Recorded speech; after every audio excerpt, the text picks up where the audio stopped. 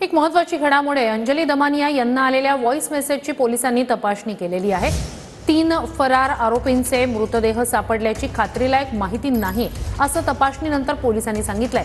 ज्यानं हे मेसेज पाठवले तो दारूच्या नशेत होता असा दावा बीड पोलिसांनी केलाय। बसवेश्वर कल्याणला 3 मृतदेह सापडल्याची अंजली दमानिया यांना व्हॉइस मेसेजद्वारे माहिती मिळाली होती। मात्र दमानियांना मिळालेली माहिती खात्रीलायक नाही। बीड पोलिसांनी तपासणी केली आहे।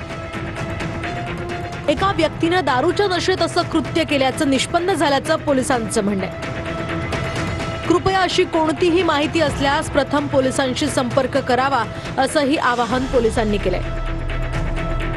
तर आरोपीच्या शोध कार्याला अडथळा अथवा जनतेमध्ये संभ्रम निर्माण होईल अशा प्रकारची माहिती कमेंट किंवा वक्तव्य करू नये असंही पोलिसांनी म्हटलंय। शिवाय काही उपयुक्त माहिती असल्यास बीड पोलिसांना कळवून तपास कार्यास सहकार्य करावं असंही आवाहन बीड पोलिसांनी केलंय। 4 दिवसामध्ये राहुल गांधी आहेत, पवार साहेब आहेत, निवडणूक आयोगाकडे आम्ही जाणार आहोत आणि त्यांना ही सगळी प्रक्रिया दाखवणार आहोत। शिवाय यामध्ये जी गडबड केलेली आहे त्यांनी, जी मशीनमध्ये कंट्रोल बॉक्समध्ये गडबड करतात पण टेक्निकली आम्हाला ते समजून येत नाही।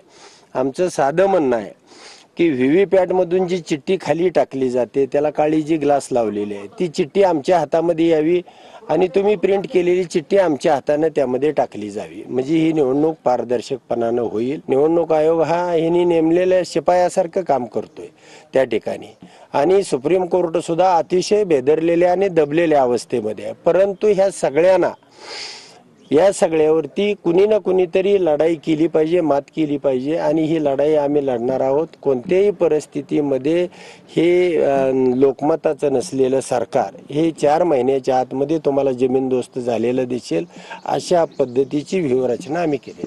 पराभव इतका जिवारी लागलाय की त्यातून अजून या ठिकाणी मविया बाहेर येत नाही आणि त्यांचं दुःख किंवा त्यांचं जे फ्रस्ट्रेशन आहे ते जानकरांच्या माध्यमातून बाहेर येताना दिसतंय। मला वाटतं रडीचा डाव उत्तम जानकर आणि महाविकास आघाडी खेळते।